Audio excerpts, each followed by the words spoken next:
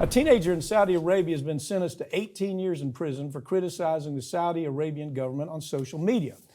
These arrests are becoming far too common, and the United States has stayed completely silent about this disgusting abuse of human rights.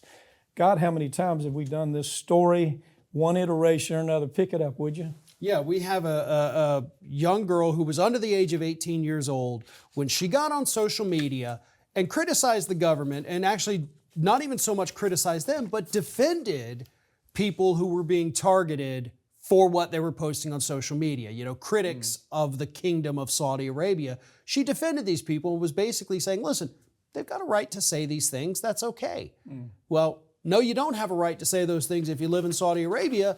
They've come out, arrested her, sentenced her to 18 years, but I think we all know she's not going to be in prison for 18 years. I don't think she'll live through it. Well, exactly. This will be the last we ever hear of this individual, because we've seen that happen plenty of times before. Family members say, yeah, my family member was sent to prison for a social media post, and then we've now lost track of them. Yeah, so MBS here, this madman in charge of government over there, what they'll do with her is what we've seen before.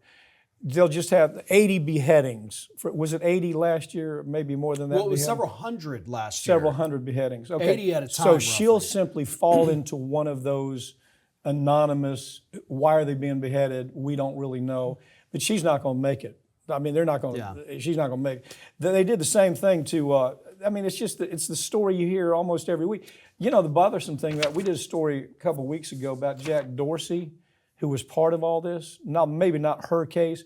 Do a quick review on that. Yeah, where Twitter was infiltrated by spies from Saudi Arabia, the FBI warned Twitter that, hey, you've got people that are feeding information to the government of Saudi Arabia about, you know, these political dissidents on your platform.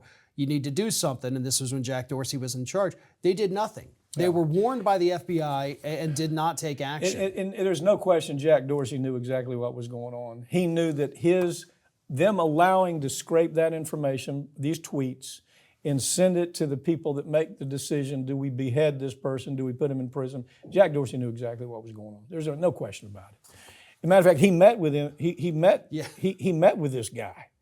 And so, to me, that's a yawn moment, isn't it? Oh, it's Jack Dorsey. He's so cool.